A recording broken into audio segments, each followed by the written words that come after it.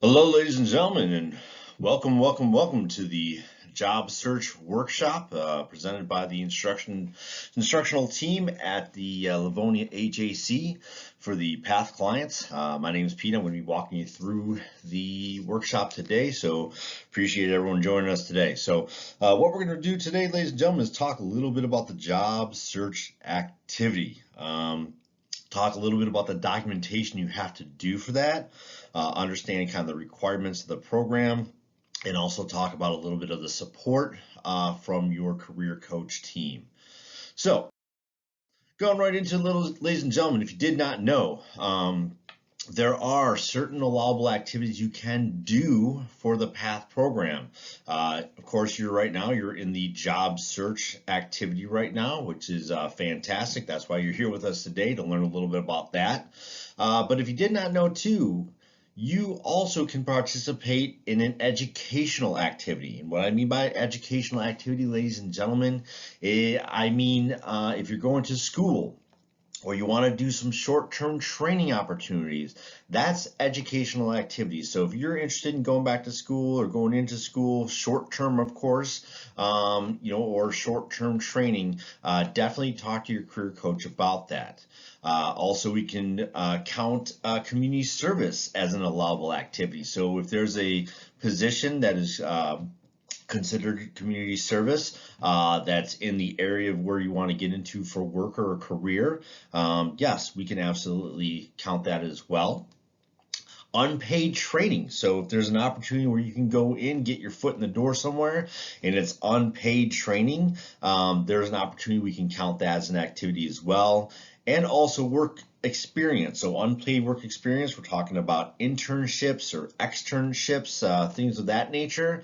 We can count those too as part of those hours you need to have for the PATH program to maintain your case and make sure there's no disruption in your case.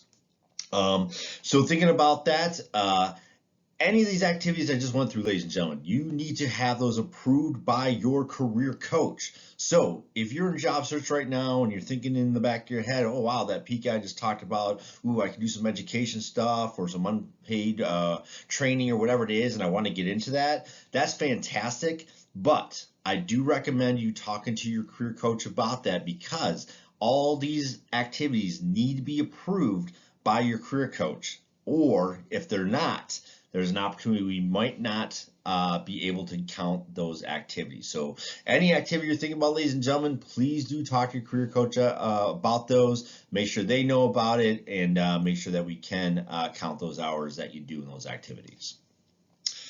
Activities can be split, ladies and gentlemen. So you are not bound to just one of these activities. You don't just need to be in job search. You just don't need to be in unpaid training or something like that. You can split these up. So you can do a little bit of job search while you're going to training, or you can do some community service and do some unpaid work experience and some job search.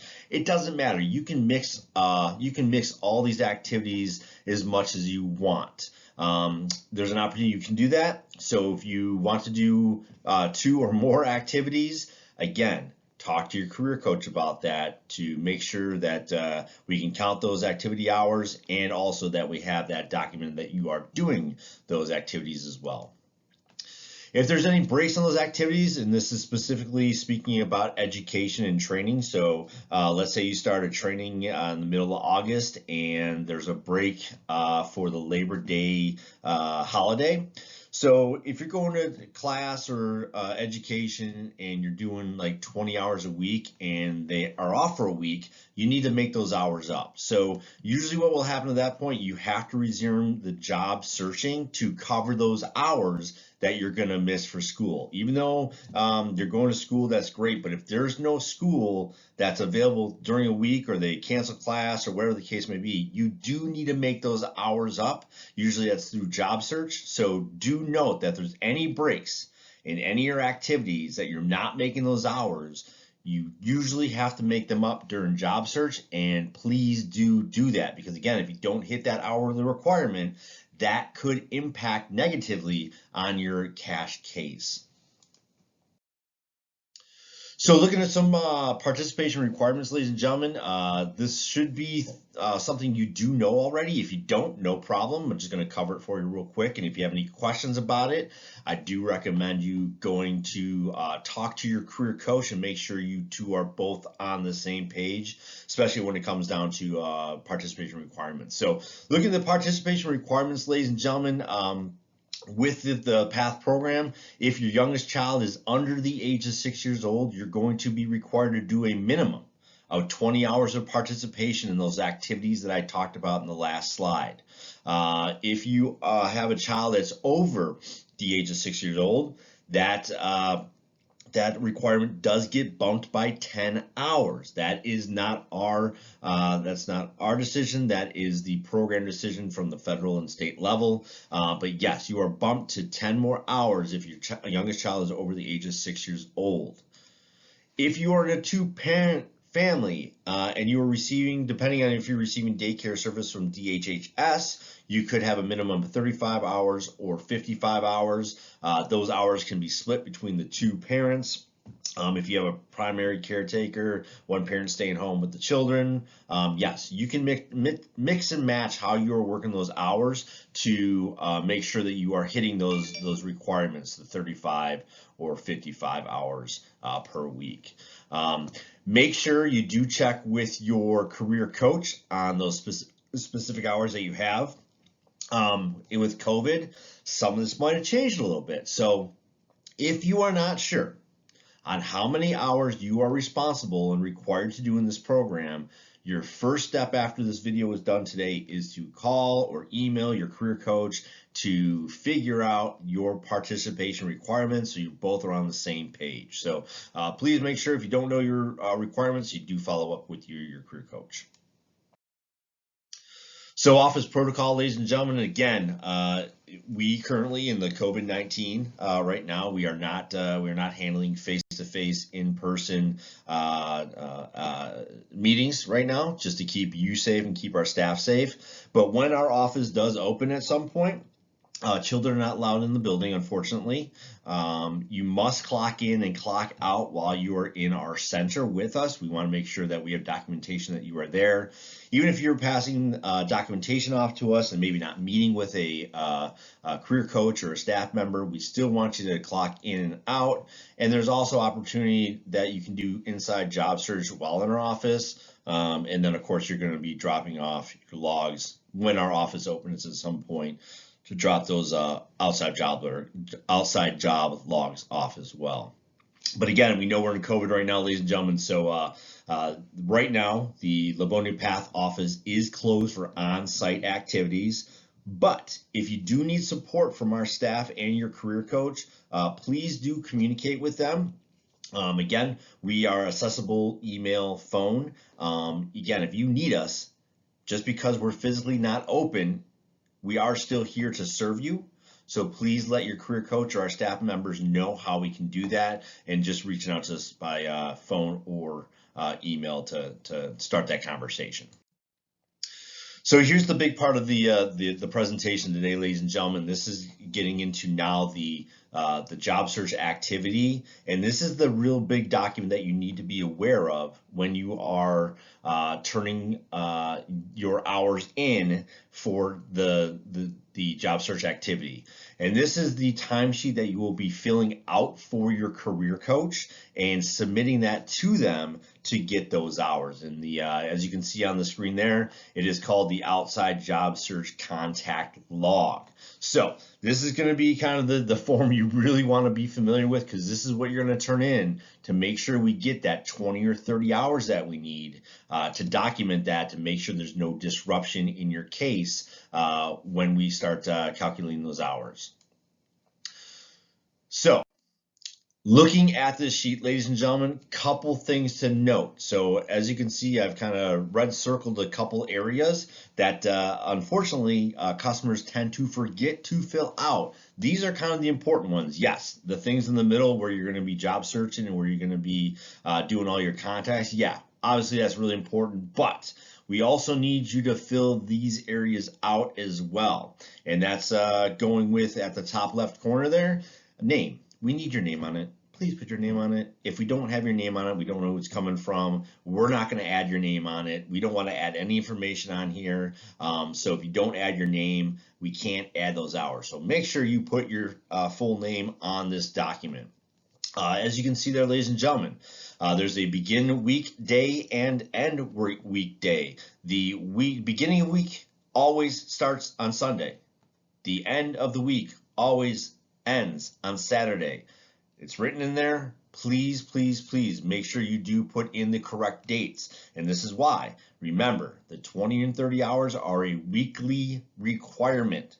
So if you write the wrong dates down, yes, it's going to impact the hours that we're going to give you. So make sure you do write the correct dates for the week that you are job searching in, so we can give you the correct amount of time for that week.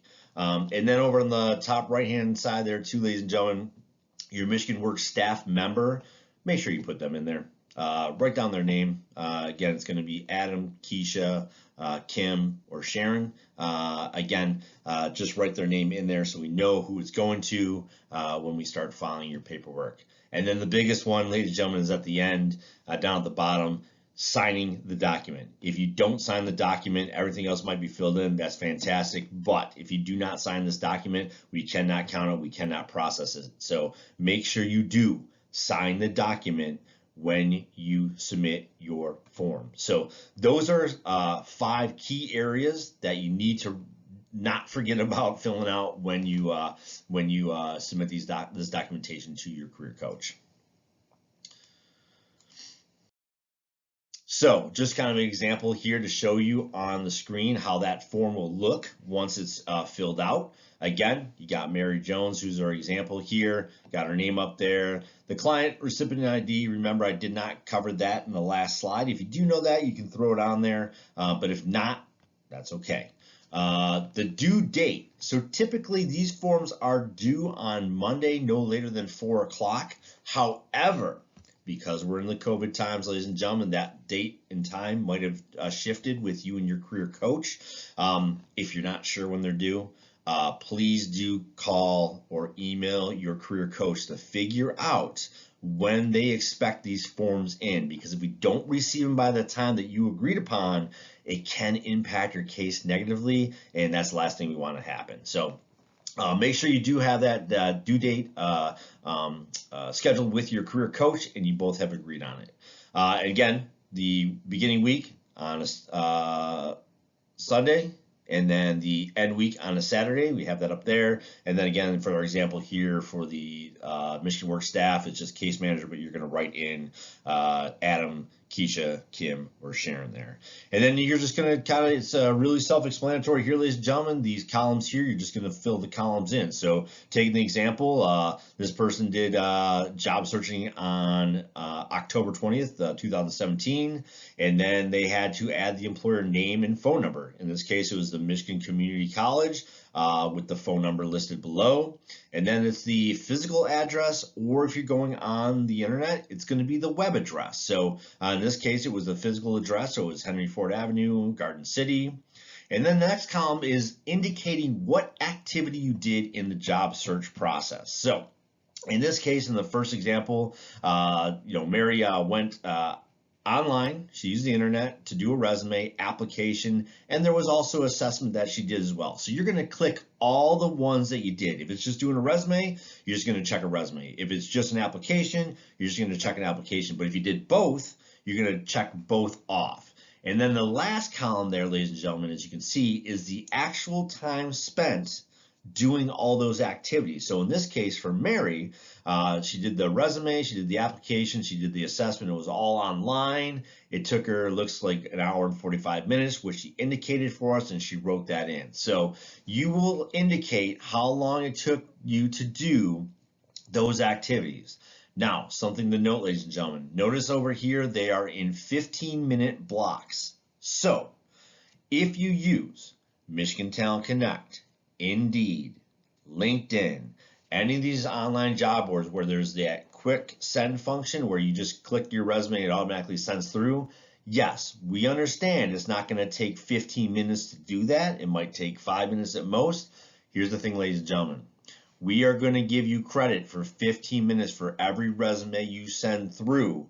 That only takes you 5 minutes. So if you're on Indeed and you're using that quick link, what we need you to do is, again, following this form across, the date you submitted that resume, the company where you did. It's going to be online, of course. You're going to add that web address. If it's a resume and use the internet, you're going to click that. And even if it took you 5 minutes, you're still going to click that 15-minute block there. Because again, they're in 15-minute blocks, so we're not, again, we don't want to dial it down.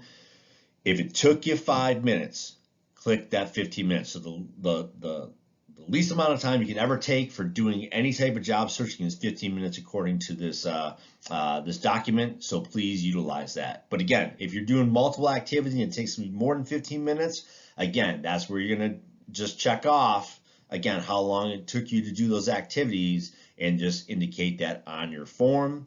And then again, down at the bottom here, very important to remember, make sure you sign that document before you submit it, please. Another thing that we've offered, just like in that path orientation paperwork that we sent out to you before you came in for your initial meeting with your career coach, that was a PDF fillable form.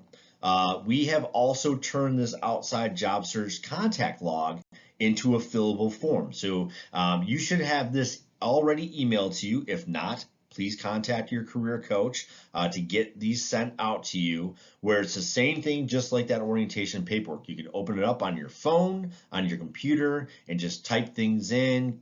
There's a drop box for the Michigan Works staff name. So you'll just click on that little arrow. All the career coaches are going to pop up. You're just going to select your career coach. Very easy, user-friendly form here. When you click on the begin and end days, it's going to pull up that calendar, and you're going to see the Sundays and the Saturdays. So you shouldn't have any issues there. So you're going to put your name in, and then the 5 areas that I talked about. If you know your client ID, that's great. If not, don't worry about that.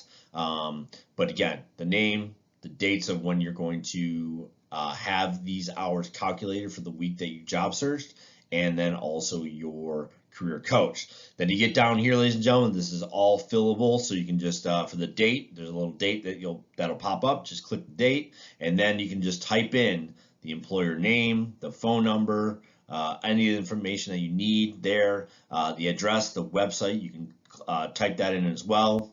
When you come over for the activity, these check boxes, all you gotta do is click on them. Same way as if you were filling them out paper-based, but you can click these, and then for the time, you can just click the time. If it's more than an hour, there's actually a drop-down box to indicate how many hours or how much time you spent doing those activities. Down at the bottom, you'll go and you'll type your name in. It comes into a signature format. So when you send it over, it's going to look like a signature. That is completely acceptable for us. So you can do that. So there's 2 ways of filling these forms out. You can do it with a pen, or you can do it with the fillable form. Whatever is easier for you.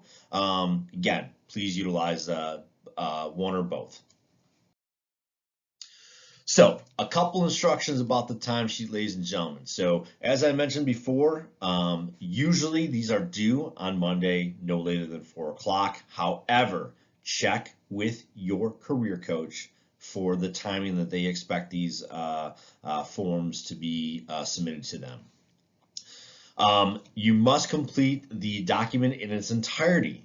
Do not forget to sign your logs. If anything is missing from your logs, we can accept it, and we're going to send it back to you. And again, if you don't check your email and stuff like that, it could impact, because we're not adding those hours until it's completely filled out. So I walked you through all the elements of where you needed to fill things out. So make sure you do that. Make sure you absolutely sign those documents as well for us. Whiteout. So if you are not using the fillable form, ladies and gentlemen, that PDF fillable form, and you're going to fill them out with a pen, and you make a mistake, do not white anything out. All we need you to do, if you make a mistake, just cross out the mistake, and then above, below, on the right or left side, whatever it is, wherever you have room, just write in the correct information. Do not use whiteout. These are federal forms. Federal government does not like whiteout. So please do not use whiteout. If we see whiteout, unfortunately what's going to happen is we are going to tell you that we can't accept those documents and you're going to have to fill the whole thing out again. So do not use whiteout. Just cross out the mistake and just put the correct information in that document. If you are going to fill things out with a pen, you can only fill them out with black or blue pens. Do not fill them out with any other colors.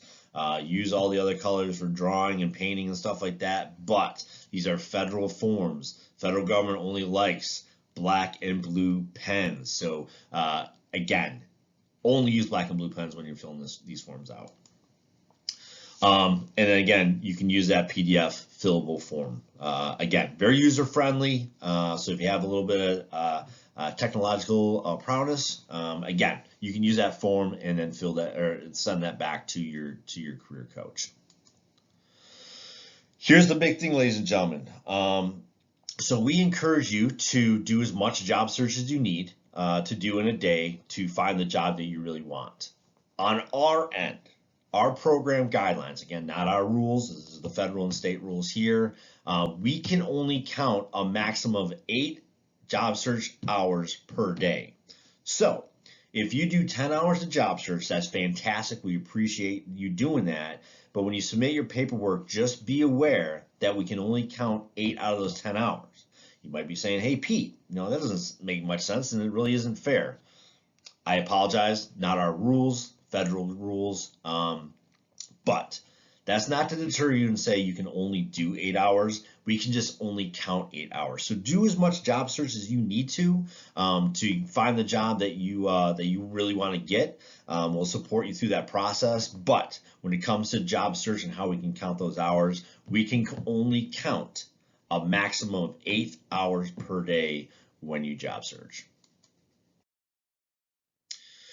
Couple things to be aware of, ladies and gentlemen. So if you submit fraudulent documentation or fail to meet that 20 or 30-hour job search requirement that you're in, there could be a disruption in your case. You could be put in non-compliance and also submitted to triage, things we don't want to happen. So here's the inside secret on this. If you are struggling with your job search, do not wait until a week or 2 or 3 go by and then contact your career coach and let them know that you're struggling. Let our staff know as soon as possible that you're struggling with doing those hours. There's some different activities, like I mentioned, that we can explore with you. There's some other avenues we can explore as well to make sure that the job search you're doing is maximizing your time, things of that nature. You can just let us know. With the fraudulent documentation, ladies and gentlemen, there's an opportunity that your logs may get audited. We might ask you for more information if things don't look kosher to us. So do not, please, for your sake and ours, do not submit any fraudulent documentation. If you do submit fraudulent documentation, you're found to submit fraudulent documentation, that's going to be a quick exit from the program. It's going to be noted. Not a good situation to be in, so please don't do that. If you're struggling with the job search, ladies and gentlemen, just let your career coach know so we can support you in other ways to not only get your hours, but make sure that we're maximizing your time in our program. And as I mentioned before, the backup documentation may be requested for any reason. Again, we might ask you for that. And again, if you're submitting fraudulent documentation, not in your best interest to do that. So, ladies and gentlemen, that's the end of our job search readiness workshop here of how to fill out the forms, support from your career coach, and kind of understanding a little bit about the job search activity. If you have any questions about the logs or about this workshop, please do contact your career coach. That's going to be Adam, Keisha, Kim, or Sharon. They can walk you through kind of the real detailed point of the logs and how they want them, when they want to receive them, how many hours you're required to do, all that good stuff. So make sure you follow with them, ladies and gentlemen. Best luck job searching there. If you're not aware, the instructor team, we do provide workshop services to help you with the job search element. Again, we do resume workshops, cover letter workshops. We will review cover letters and resumes, give you some feedback on them. We do financial management workshops. We do interviewing workshops, both a general and a virtual interviewing workshop. Again, the reason why we're really focusing on the virtual interviewing for 2020 is next 6 months or up to a year, even going past that, that is going to be the primary avenue that most organizations are going to use to interview you. So if you are if you're not very technically savvy, or you just don't really like technology, you got to know, because that's what's going to be used in the next near future and beyond to interview you. So you have to be comfortable with it. So if you're interested in any of that, again, you can contact your career coach and you can ask them about more information about how to attend those workshops. But other than that, ladies and gentlemen, we wish you the best of luck in your job search journey. And if there's anything you need from us, please let us know. Bye-bye.